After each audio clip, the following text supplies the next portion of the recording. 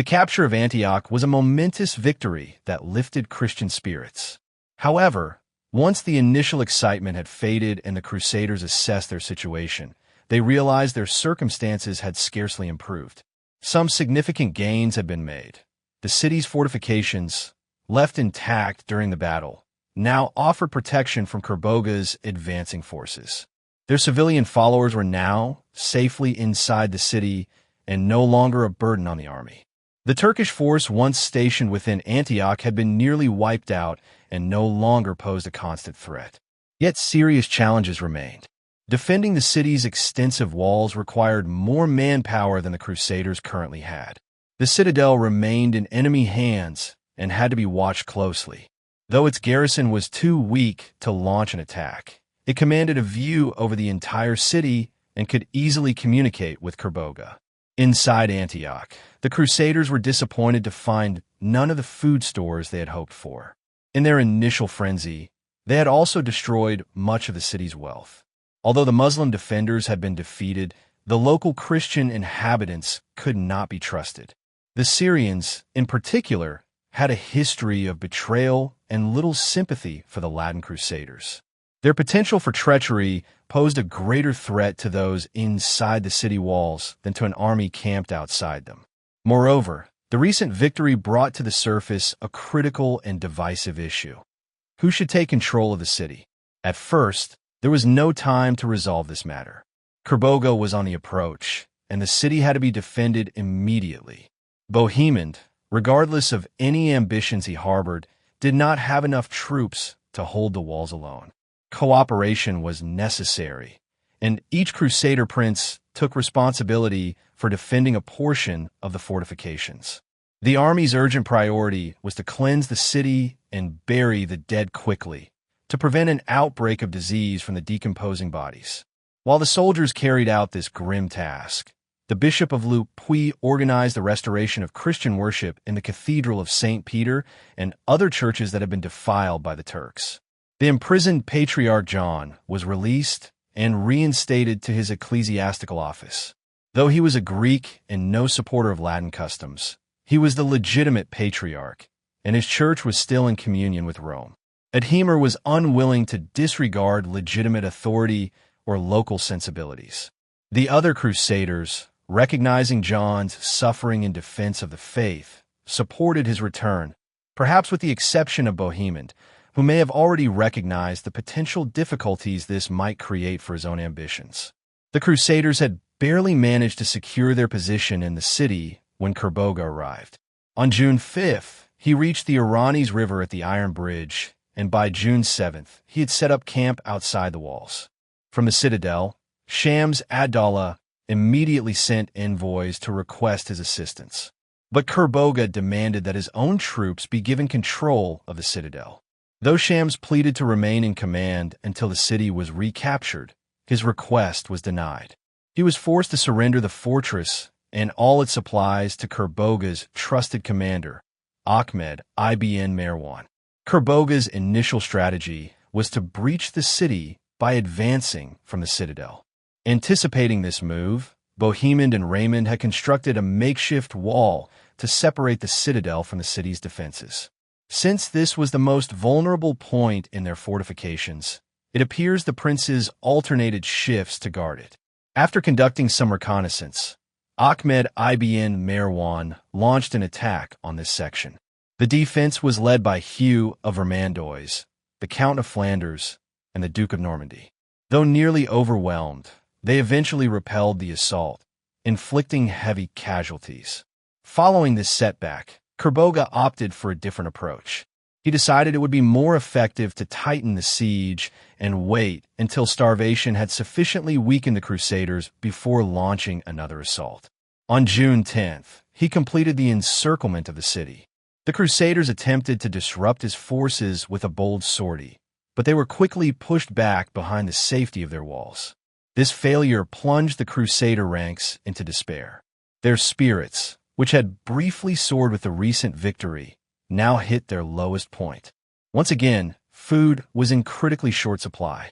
A small loaf of bread cost a bezant, a single egg 2 bezants, and a chicken 15.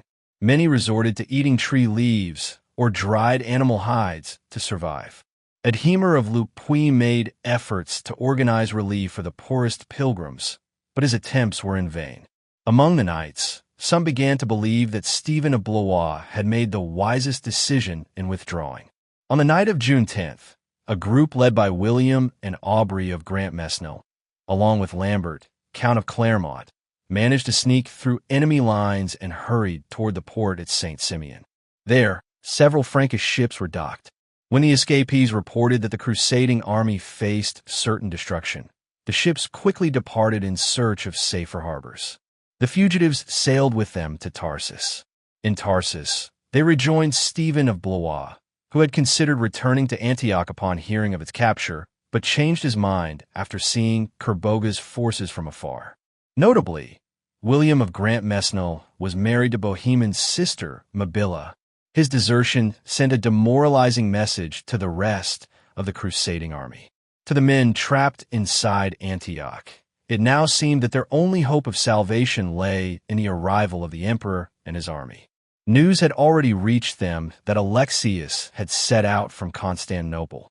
Earlier in the spring, John Ducas had advanced from Lydia into Phrygia, reaching the main route the Crusaders had taken, and at some point had reopened access to Italia. With this route secure, Alexius deemed it safe to lead his main forces deeper into Asia Minor to support the crusade. However, many of his advisors opposed such a risky campaign, fearing the dangers of venturing so far from the capital through regions still threatened by enemy forces. By mid-June, Alexius had reached Philomelium and was preparing to continue his march when Stephen and William arrived at his camp. The two had traveled together by sea from Tarsus, and during their journey they had learned of the emperor's location. They left their men to continue by ship and hastened overland to Philomelium to inform Alexius that the Turks had likely taken Antioch and that the Crusader army had been destroyed. Around the same time, Peter of Alps also arrived, having abandoned his post at Comana, east of Caesarea, to report that a Turkish army was advancing to intercept the emperor before he could reach Antioch. Alexius had no reason to doubt these reports. Stephen had been a trusted and faithful ally, and such a catastrophic defeat was entirely plausible. The alarming news forced him to rethink his course of action. If Antioch had truly fallen and the Crusaders were lost, the Turks would almost certainly push their offensive further. The Seljuks would attempt to reclaim their lost territory, backed by the full strength of the triumphant Turkish world. Continuing under such circumstances would be reckless.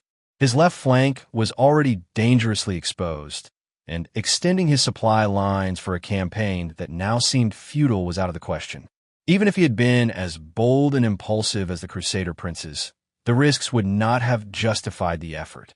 But as the guardian of a vast and vulnerable empire, his primary responsibility was to safeguard his people. Alexius convened his council and announced that they must withdraw. Among those serving in his army was Guy, Bohemond's half-brother, a Norman prince who had long served under the emperor. Deeply concerned for the Crusaders' fate, Guy pleaded with Alexius to continue the march, hoping there was still time to save them. But no one in the council supported his appeal.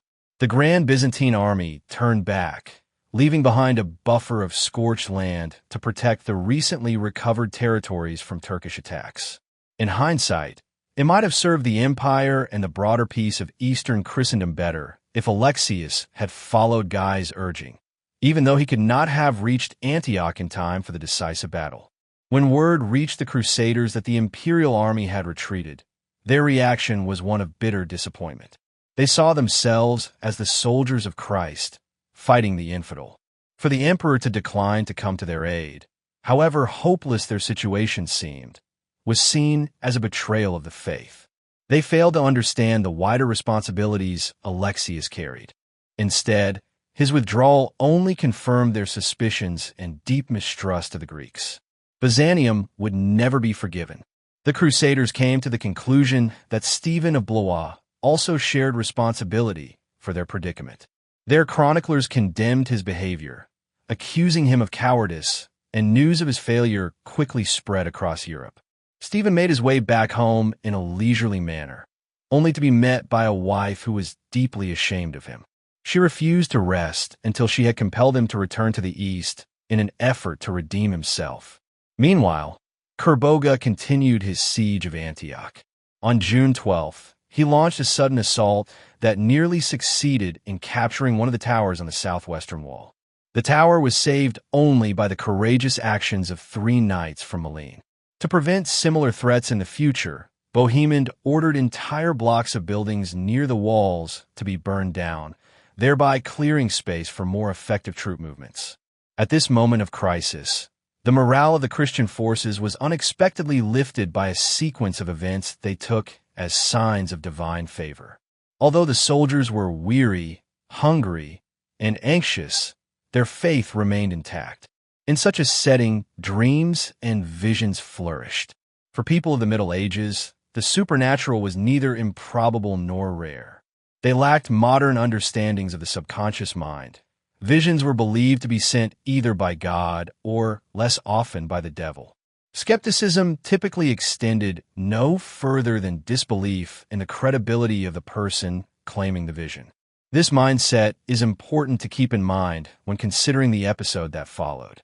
On June 10th, 1098, a poorly dressed peasant approached Count Raymond's tent and insisted on speaking with him and the Bishop of Le Puy. His name was Peter Bartholomew. He had joined the crusade as a servant to a Provençal pilgrim named William Peter. Despite his lowly background, he was not completely uneducated, but he had a reputation among his peers as a man of questionable character, known for indulging in base pleasures. Peter claimed that for several months he had been visited by visions in which Saint Andrew revealed the location of one of Christianity's most sacred relics, the Holy Lance that had pierced Christ's side. The first of these visions had occurred during the earthquake on December 10th. In a state of fear, Peter had been praying when suddenly an elderly man with silver hair appeared, accompanied by a tall, extraordinarily beautiful young man. The old man, identifying himself as Saint Andrew, instructed Peter to seek out the Bishop of Le Puy and Count Raymond. He said the bishop must be admonished for neglecting his preaching duties, while the count was to be told of the location of the lance, which the saint was about to reveal to Peter. In the vision, Peter was transported to the interior of the city, to the Cathedral of St. Peter, which had been converted into a mosque by the Turks. St. Andrew led him through the south entrance into the southern chapel. There, the saint vanished into the ground and reappeared holding the lance. Peter tried to take it immediately, but was instructed to return after the city had been captured, bringing 12 companions with him to retrieve it from the same location. After this, he was miraculously carried back to the Crusader camp. Peter ignored the saint's instructions, fearing that no one would pay attention to someone of such low status. Instead, he set off on a foraging mission to Edessa. At dawn on February 10th, while staying in a castle near Edessa, Saint Andrew and his companion appeared to him once more. They scolded him for his disobedience, punishing him with a temporary affliction of the eyes. Saint Andrew also spoke of God's special protection over the Crusaders and said that all the saints yearned to return in bodily form to fight alongside them. Peter admitted his fault and returned to Antioch. But once again, courage failed him. Unable to approach the high-ranking leaders, he felt a sense of relief when his master, William Peter, took him on a trip to procure food in Cyprus. On the night before Palm Sunday, March 20th, while he was sleeping in a tent at St. Simeon with his master, the vision returned. Peter repeated his excuses, but St. Andrew reassured him and then gave instructions for Count Raymond to follow once he reached the Jordan River. William Peter heard the exchange, but saw nothing. Peter returned to the camp at Antioch, but failed to gain an audience with the count. As a result, he set off toward Mistra to continue his journey to Cyprus. Once there, St. Andrew appeared again and ordered him back in anger. Peter intended to obey, but his master insisted on crossing the sea. The boat was forced back 3 times, eventually landing on an island near St. Simeon, where the journey was abandoned. Peter fell ill for some time, and by the time he recovered, Antioch had already been taken. He entered the city and participated in the battle on June 10th, narrowly escaping death when he was nearly crushed between two horses. After this, St. Andrew appeared once again and spoke to him with such severity that Peter could no longer ignore his command. At last, he shared his story with his fellow Crusaders. Though they received it with skepticism, he now gathered the courage to repeat it to Count Raymond and the Bishop of Le Puy. Adhemar remained unconvinced. He viewed Peter Bartholomew as an untrustworthy and dishonorable man. Perhaps he took offense at the implied criticism of his own lack of zeal in preaching. Perhaps he recalled having seen a different Holy Lance in Constantinople, one with a longer established claim to authenticity. As an experienced churchman, he distrusted visions from the uneducated. Count Raymond, on the other hand, with his simpler and more fervent devotion, was inclined to believe. He agreed to be present at a formal search for the lance 5 days later. In the meantime, he placed Peter under the care of his chaplain. Visions soon began to multiply. That very evening, as all the princes gathered in the upper city near the wall that protected the citadel, a priest from Valence named Stephen came to speak with them. He explained that, believing the Turks had taken the city the night before, he and a group of clerics had gone to the Church of Our Lady to hold a service of intercession. After the service, the others had fallen asleep, but Stephen remained awake. As he lay there, he witnessed a vision of extraordinary beauty. A radiant figure appeared before him and asked who the men were. Seeming pleased to hear that they were devout Christians and not heretics, the figure asked Stephen if he recognized him. Stephen began to answer no, but then noticed a cross-shaped halo around the figure's head. The figure revealed that he was indeed Christ, and asked who commanded the Crusader army. Stephen replied that there was no single leader, but that overall authority rested with a bishop. Christ then instructed Stephen to inform the bishop that the army had sinned through lust and fornication. But if they turned back to a righteous Christian life, he would grant them divine protection within 5 days. At that moment, a woman with a radiant face appeared and addressed Christ, saying that she had often pleaded on behalf of these people. St. Peter also joined them. Stephen tried to wake one of his companions to witness the vision, but before he succeeded, the figures vanished. Adhemar was willing to accept Stephen's vision as authentic. Stephen was a respected cleric, and he had sworn on the gospel that his account was truthful. Observing how deeply the princes were moved by the story, Adhemar swiftly persuaded them to swear on the Holy Sacrament that none of them would leave Antioch without the unanimous consent of the others. Bohemond was the first to take the oath, followed by Raymond, Robert of Normandy, Godfrey, Robert of Flanders, and then the lesser nobles. The news of this collective vow lifted the army's morale. Additionally, Stephen's mention of a divine sign that would appear within 5 days gave added weight to Peter Bartholomew's earlier claim, stirring anticipation throughout the camp. On June 14th, a meteor was seen streaking through the sky, seemingly landing in the Turkish camp. The following morning, Peter Bartholomew was taken to the Cathedral of St. Peter by a group of 12, including Count Raymond, the Bishop of Orange, and the chronicler Raymond of Aiguillers. The group spent the entire day digging through the floor of the church, but found nothing. Disheartened, the Count left. At last, Peter jumped into the trench himself, calling on those present to pray. He triumphantly pulled a piece of iron from the earth. Raymond of Aiguillers claimed he had touched the object while it was still buried. News of the relic's discovery spread rapidly, bringing excitement and renewed hope to the army. It is impossible now to determine what truly happened. The cathedral had recently been cleaned during its reconsecration. Peter may have been involved in that work after returning to Antioch and might have planted the iron beforehand. Alternatively, he may have possessed some instinctive ability to locate metal. Remarkably, even in an age when miracles were widely accepted, Adhemar remained convinced that Peter was a fraud, and as later events would show, many others shared this suspicion. But for the moment, no one voiced such doubts. The discovery of the relic had so uplifted the spirits of the Christian forces, including the Greeks and Armenians, that no one wanted to undermine its effect. However, Peter's credibility was soon tested again. 2 days later, he claimed St. Andrew had returned in another vision. Perhaps feeling envious of Stephen's direct interaction with Christ, Peter was pleased to learn from the saint that the silent figure who had accompanied him in earlier visions was in fact Christ himself. Saint Andrew then provided detailed instructions for the religious ceremonies to celebrate the relic's discovery and its future anniversaries. The Bishop of Orange, growing suspicious due to the specificity of these liturgical directions, asked Peter whether he could read. Peter claimed he was illiterate, hoping to avoid further questioning. But this turned out to be false, though his followers were soon reassured when he reportedly lost the ability to read afterward.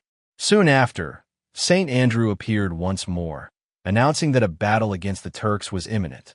The Crusaders, facing the threat of starvation, could not afford to delay. The saint instructed them to observe 5 days of fasting to atone for their sins. Afterward, they were to attack the Turks, and victory would be granted. He also warned that there must be no looting of the enemy's tents. With Count Raymond confined by illness, Bohemond assumed full command and had already determined that their only viable option was to launch a direct assault on Kerboga's camp. It's possible that St. Andrew's recent guidance had its roots in more earthly reasoning. While the Crusaders' morale was steadily improving, Kerboga was struggling to hold his coalition together. Ridwan of Aleppo remained distant from the campaign, but Kerboga now found himself needing his support. His efforts to negotiate with Ridwan caused offense to Dukak of Damascus, who, concerned about potential Egyptian aggression in Palestine, was eager to return south. The Emir of Homs was locked in a personal feud with the Emir of Minbij and refused to cooperate. Tensions also arose between the Turkish and Arab elements within Kerboga's own forces. Attempting to maintain unity, Kerboga resorted to strict authoritarian control, an approach resented by the emirs, who viewed him as nothing more than a subordinate atabeg. As the month progressed, desertions from his camp increased steadily, with both Turks and Arabs abandoning the cause and returning home. The Crusader leadership was likely aware of Kerboga's growing troubles and attempted to convince him to lift the siege. On June 27th, they dispatched an embassy to his camp, consisting of Peter the Hermit and a Frank named Herluin, who was fluent in both Arabic and Persian. The selection of Peter suggests that he had rehabilitated his reputation after his failed attempt to flee 5 months earlier. Likely fearing that official envoys might not be granted safe conduct, none of the high-ranking leaders participated, and Peter, as the best-known non-combatant among them, was chosen. His willingness to undertake the mission showed considerable bravery and helped restore his standing. We do not know exactly what proposals Peter was authorized to present, as the elaborate speeches attributed to him and to Kerboga by later chroniclers are clearly fictional. Some accounts suggest that he may have proposed settling the conflict through a series of single combats. Regardless, Kerboga, despite the precarious state of his army, demanded unconditional surrender. The embassy thus returned without success. However, during the visit, Herluin may have gathered valuable intelligence about the internal state of the Turkish camp. With negotiations having failed, battle became inevitable. At dawn on Monday, June 28th, Bohemond organized the Crusader forces for combat, dividing them into 6 units. The first group consisted of French and Flemish troops under Hugh of Vermandois and Robert of Flanders. The second included the Lotharingians, led by Godfrey. The third comprised the Normans of Normandy under Duke Robert. The fourth was made up of the men of Toulouse and Provence, led by the Bishop of Le Puy in place of the ailing Raymond. The 5th and 6th divisions were formed from the Normans of Italy, commanded by Bohemond and Tancred. To monitor the citadel, 200 men were left behind in Antioch under Raymond's direction, despite his illness. While some priests and chaplains remained on the city walls to offer prayers of intercession, others marched into battle alongside the troops.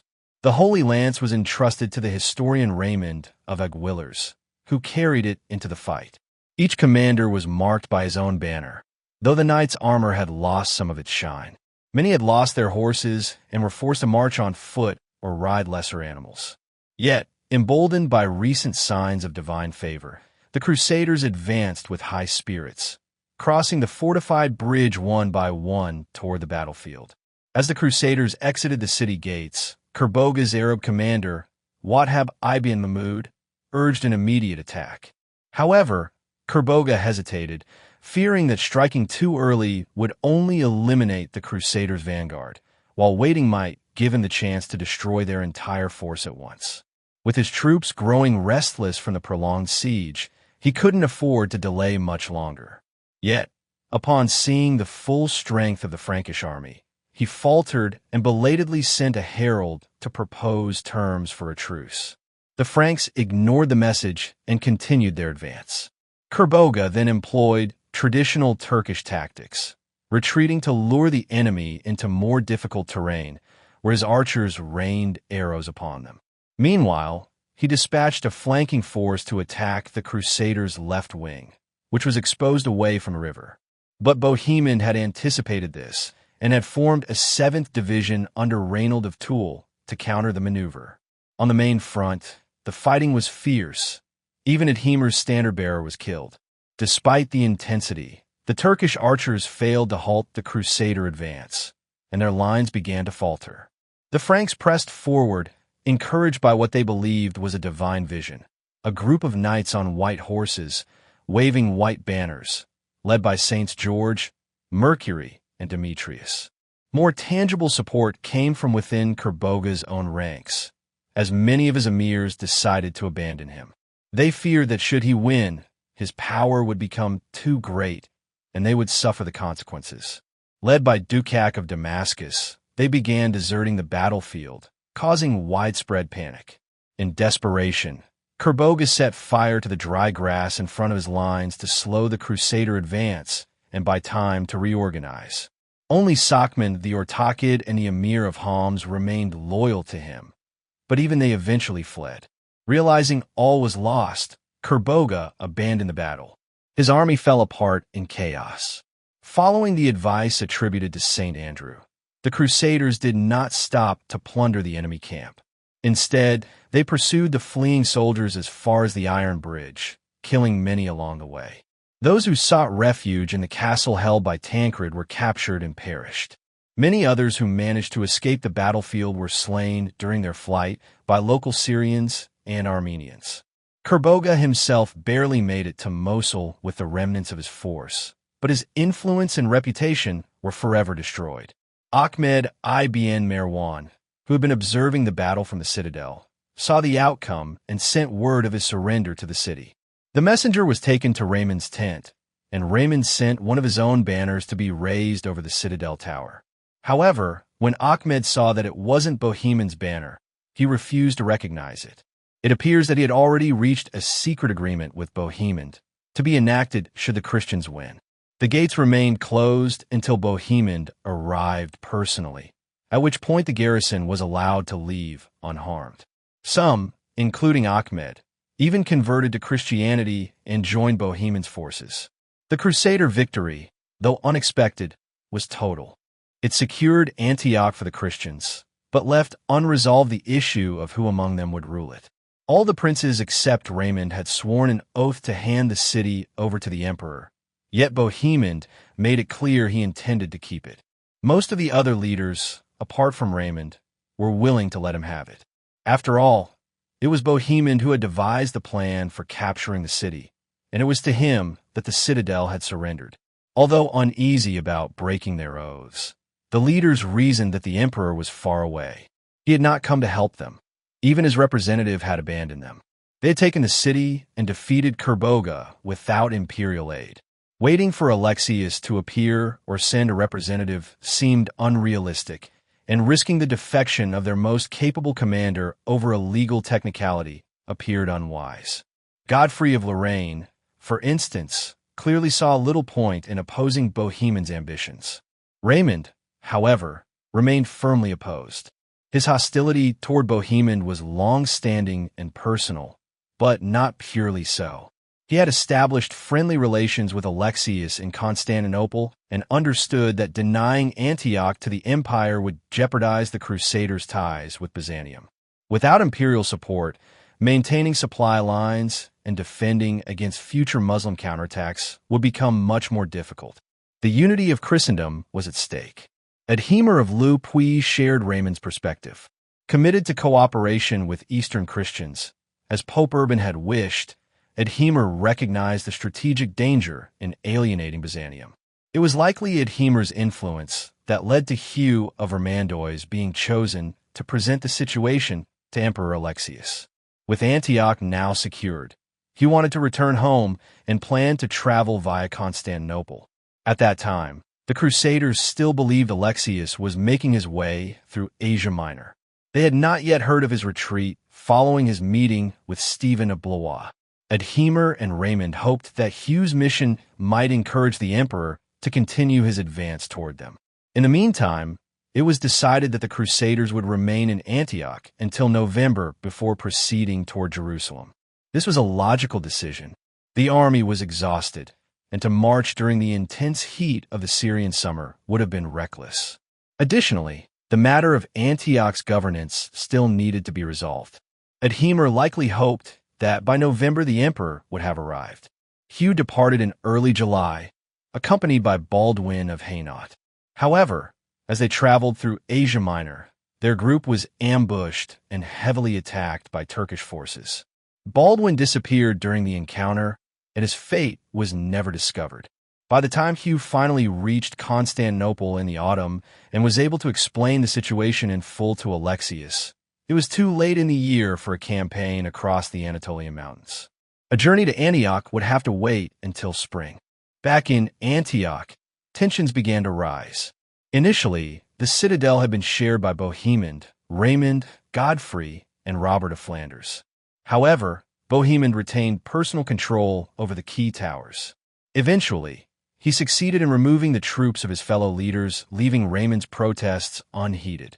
Outraged, Raymond responded by asserting exclusive control over the fortified bridge in Yagi-Sign's palace. Yet he was still too ill to take significant action, and Adhemar soon also fell sick.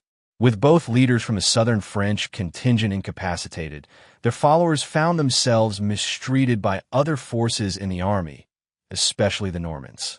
Many of Raymond's men hoped for reconciliation between him and Bohemond. Bohemond, for his part, acted as if he already ruled the city. Following Kerboga's defeat, many Genoese had rushed to Antioch, eager to be the first to establish commercial influence. On July 14th, Bohemond granted them a charter, allowing them to establish a market, a church, and 30 houses. From that point forward, the Genoese firmly supported Bohemond's claim to the city and committed to helping him maintain communication with Italy. They agreed to support him against all opponents, except the Count of Toulouse, against whom they would remain neutral. As the rivalry between Raymond and Bohemond persisted, many lesser nobles either left to join Baldwin in Edessa or launched their own expeditions to seize spoils or even establish fiefdoms in the surrounding region. One of the more ambitious ventures was led by Raymond Pilot, a Limousin knight from Raymond's forces. On July 17th, he crossed the Orontes heading east, and 3 days later captured the town of Telmanus, where the local Syrian population welcomed him. After taking a nearby Turkish castle, he advanced toward the larger town of Merit and Neumann with a force primarily composed of native Christians. However, lacking experience in warfare, these troops fled at the first sign of Ridwan of Aleppo's advancing army.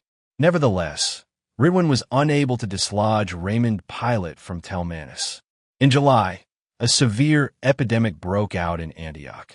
Though its exact nature remains unknown, it was likely typhoid, brought on by the effects of recent sieges and battles, coupled with the Crusaders' lack of knowledge regarding hygiene in the East.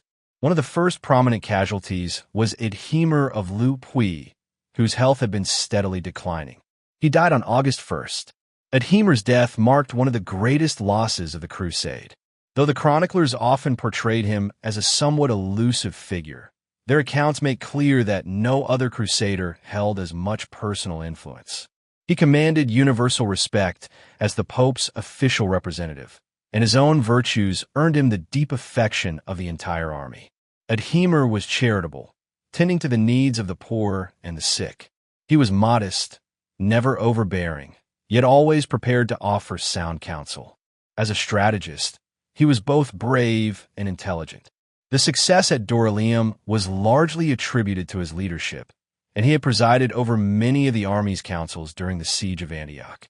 Politically, he worked to foster strong relations with Eastern Christians, both with the Byzantine Empire and with the Orthodox churches of Syria.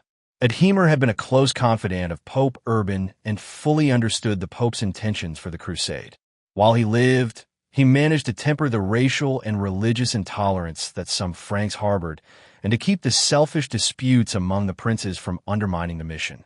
Though he never sought to dominate the movement, he was widely regarded as the true leader of the crusade. After his death, no one held comparable authority. Count Raymond of Toulouse, who had also once discussed crusade policy with Pope Urban, shared many of Adhemar's values. But Raymond lacked Adhemar's skill and presence.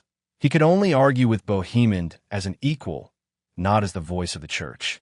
And in the absence of any unifying figure, none of the princes possessed the vision necessary to preserve the unity of Christendom.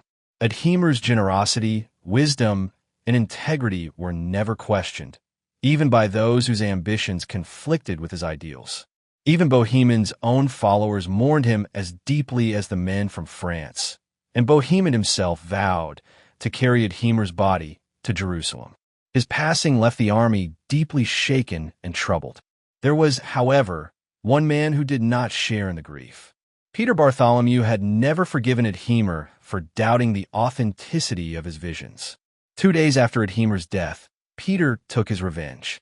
He declared that Saint Andrew had appeared to him once again, this time accompanied by Adhemar himself. According to Peter, Adhemar admitted that he had spent the time since his death in hell as punishment for his skepticism, and had only been rescued through the prayers of his fellow Crusaders and through a small offering he had made for the upkeep of the Holy Lance. Now forgiven, Adhemar requested that his body remain in St. Peter's Cathedral in Antioch. St. Andrew then offered guidance to Count Raymond. He proclaimed that Antioch should be given to its current claimant, provided that man proved to be righteous. A Latin patriarch should be appointed to determine his worthiness. The Crusaders, St. Andrew said, must repent of their sins and press on to Jerusalem, which lay just 10 days away, but the journey could stretch into 10 years if they did not adopt more virtuous ways. In essence, Peter Bartholomew and his allies among the Provençals were advocating for Bohemond's right to rule Antioch, so long as he remained committed to the crusade. They also urged an immediate advance toward Jerusalem and rejected any cooperation with the Byzantines or the local Orthodox churches. These revelations placed Raymond in a difficult position. He genuinely believed in the authenticity of the Holy Lance, and the fact that it was held by his forces gave him significant prestige. While some attributed the victory over Kerboga to Bohemond's military strategy, others credited the relic, indirectly enhancing Raymond's standing. Additionally, Raymond's authority also rested heavily on his long association with Adhemar. If the divine messenger who had revealed the lance's location was now casting doubt on Adhemar's judgment and denouncing the policies Raymond had inherited, then Raymond was at risk of losing one of his foundational supports. Faced with this dilemma, he chose a cautious path. He continued to profess faith in the lance, but began expressing skepticism about the continued validity of Peter Bartholomew's visions. Despite St. Andrew's message, Raymond, along with several others, still insisted that Antioch should be handed over to the emperor. This stance placed him at odds with much of his army. Within the broader Crusader ranks, the posthumous accusations against Adhemar were poorly received. By drawing attention to the legate's supposed disbelief in the relic, Peter's revelations revived earlier suspicions many had felt. Particularly among the Normans and northern French, there was renewed skepticism. They seized the moment to discredit the lance and, in doing so, cast doubt on Count Raymond and his policies. In defending Adhemar's legacy, they also found a convenient excuse to oppose the very agenda he had championed. Bohemond likely took pleasure in this turn of events. As disease spread rapidly through Antioch, many Crusader leaders sought safety outside the city. Bohemond made his way across the Amanus Mountains into Cilicia, where he reinforced the garrisons Tancred had established the previous fall and received their allegiance. He clearly intended for Cilicia to be part of his Principality of Antioch. Meanwhile, Godfrey headed north to the towns of Turbisel and Ravendell, which had been transferred to him by his brother Baldwin. Jealous of Baldwin's growing power, Godfrey likely agreed to return the towns if the army moved on toward Palestine. Raymond's exact movements remain unclear, while Robert of Normandy traveled to Laodike. Before the Turkish incursions, Laodike had been the southernmost port of the Byzantine Empire. Around 1084, the Turks had seized control, only for it later to fall under the nominal rule of the Arab emir Shazer. In the autumn of 1097, Adhemar of Boulogne launched a surprise attack and captured the city. His troops held it through the winter. Then in March, Edgar Atheling's fleet, having delivered supplies to the Crusaders at St. Simeon, continued on to Laodike. Adhemar's forces were expelled, and the town was claimed in the name of the emperor. However, Edgar could only spare a small force to defend it, prompting a request for reinforcements from the Crusader army. Following the victory at Antioch, Robert of Normandy responded to the call and took control of Laodike on behalf of the emperor. But his administration focused primarily on extracting as much revenue as possible from the inhabitants. His rule became so unpopular that within a few weeks, he was compelled to withdraw. The city was then placed under the protection of a garrison dispatched by Eustathius Philocales, the Byzantine governor of Cyprus. By September, the epidemic had eased, allowing the princes to return to Antioch. On the 11th, they gathered to compose a letter to Pope Urban, detailing the conquest of Antioch and informing him of the death of his legate, Adhemar. Recognizing the need for a central authority to mediate between the increasingly divided factions, they urged the Pope to come to the east himself. They reminded him that Antioch was a see established by St. Peter, and as his successor, the Pope should be enthroned there, and also make a pilgrimage to the Holy City. The leaders expressed their willingness to delay the advance into Palestine until his arrival. Bohemond's name appeared first among the signatories, suggesting that the letter likely originated from his administration. Adhemar's absence was clearly felt, evident in the dismissal of the Patriarch John's claims and a tone of animosity toward the native Christian communities, who were labeled heretics. Although the Crusaders surely knew that the Pope's personal arrival was unlikely, the letter served as a way to delay the contentious decision over who would govern Antioch. At the very least, the Pope might send another legate to make that decision on his behalf. It was becoming increasingly apparent that the emperor would not reach Syria that year. His retreat from Philomelium may already have been known. Conditions for the soldiers and pilgrims remained dire. Due to the recent fighting, no crops had been harvested in the Antioch plain, and food supplies were scarce. Seeking to address this shortage, Raymond began planning a raid into Muslim-held territory. Before he finalized his objective, he received an invitation from Godfrey to join a joint campaign against Azaz, a town situated on the main route between Edessa, Turbisel, and Antioch. The emir of Azaz, Omar, had risen in defiance against his overlord Ridwan of Aleppo, who was now preparing to suppress him. One of Omar's generals had captured a Frankish woman, the widow of a Lorrainer knight. At her urging, Omar appealed to Godfrey for aid. Godfrey welcomed the opportunity, not wanting Azaz to fall into Ridwan's hands. Raymond agreed to participate in the campaign, but only after Omar's son was given as a hostage. Baldwin also sent troops from Edessa. When the Christian forces arrived, Ridwan withdrew, allowing Omar to retain control of Azaz. In gratitude, Omar pledged his loyalty to Godfrey. Raymond was able to gather much-needed supplies in the surrounding area, but suffered significant losses from Turkish ambushes during the return. This episode illustrated that Muslim leaders were now willing to enlist Frankish support in their internal conflicts, and that the Franks, setting aside some of their religious fervor, were prepared to accept Muslim vassals. In October, despite Peter Bartholomew's claim that St. Andrew had again urged an immediate march to Jerusalem, Raymond launched another foraging expedition. Having already taken control of Rhegia, Located about 30 miles from Antioch along the Orontes, he advanced on the nearby town of Albara. The Muslim population surrendered, but many were either killed or sold into slavery in Antioch. Christians were resettled in the town, and the mosque was turned into a church. To the delight of his troops, Raymond appointed one of his own priests, Peter of Narbonne, as bishop of the town.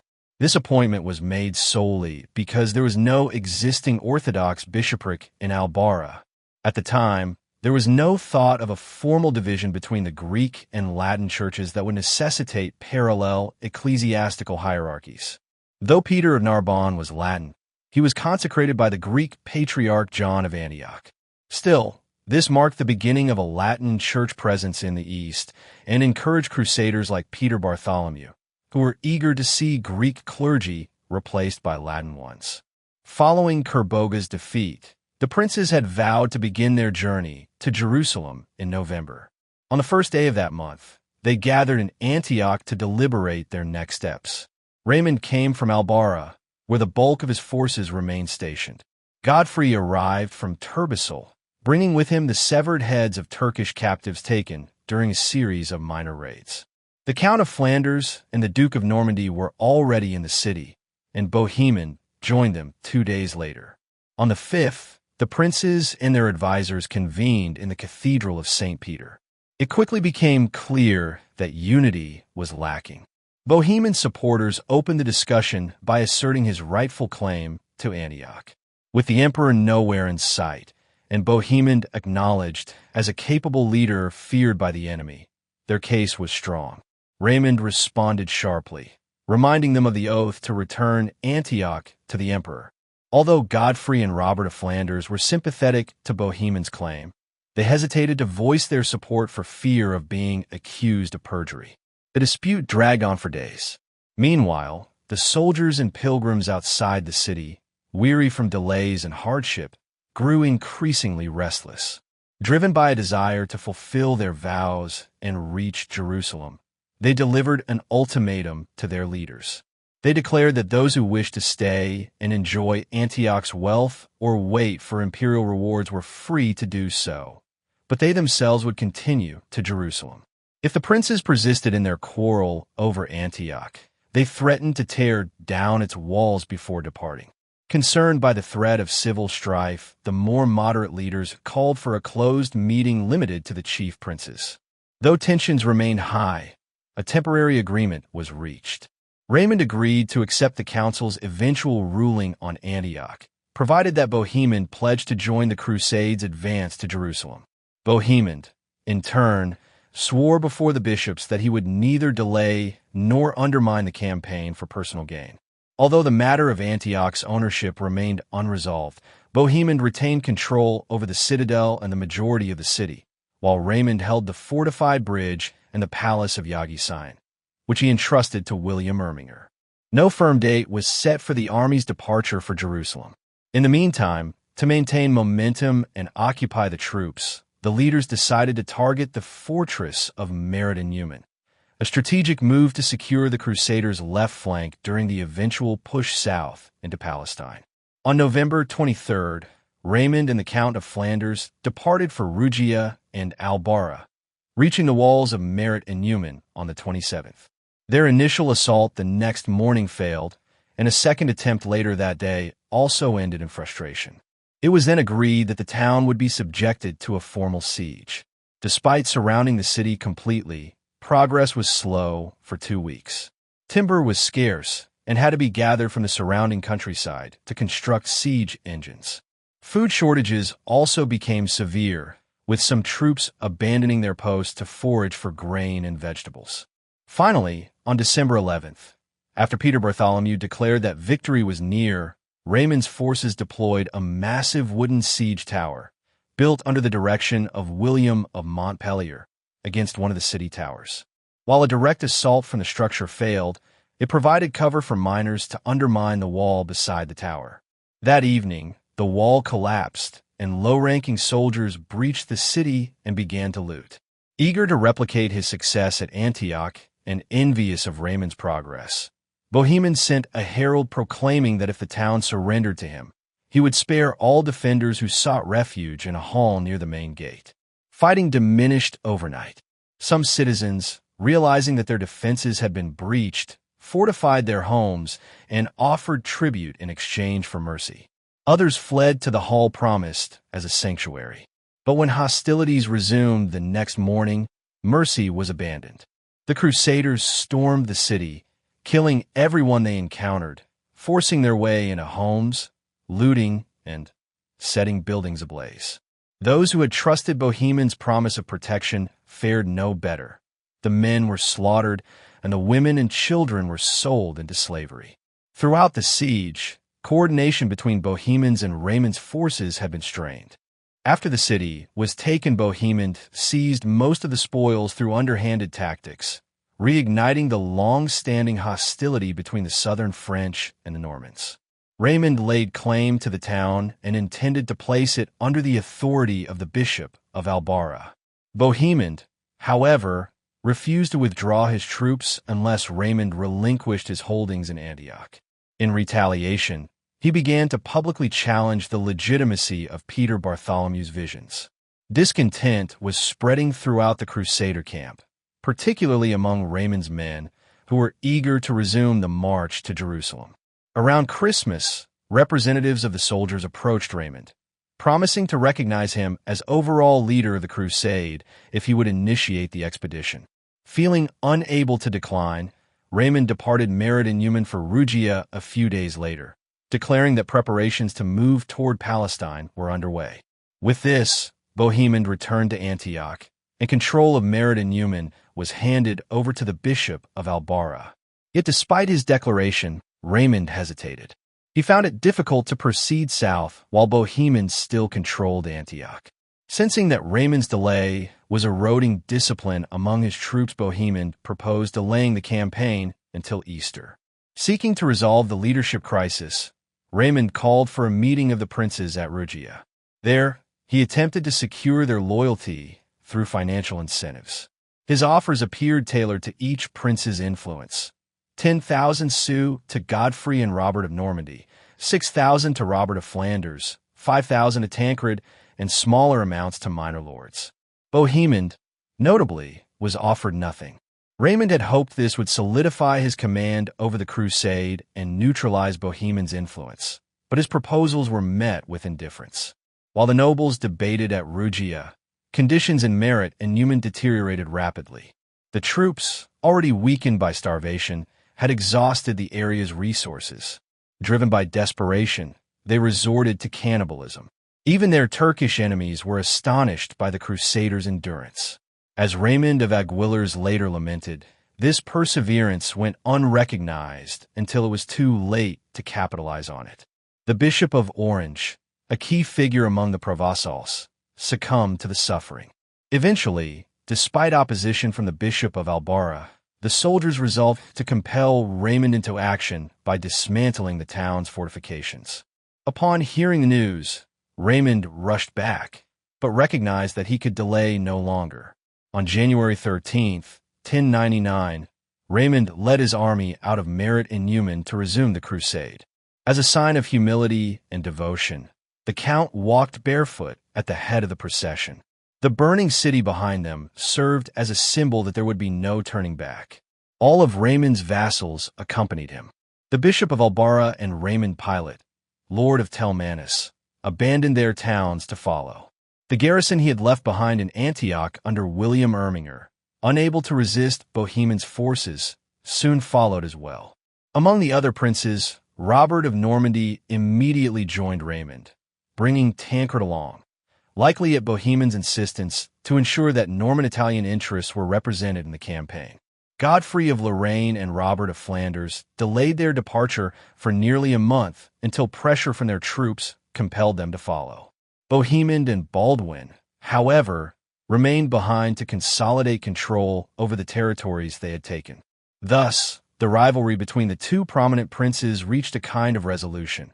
Raymond had emerged as the uncontested leader of the crusade, while Bohemond retained dominion over Antioch.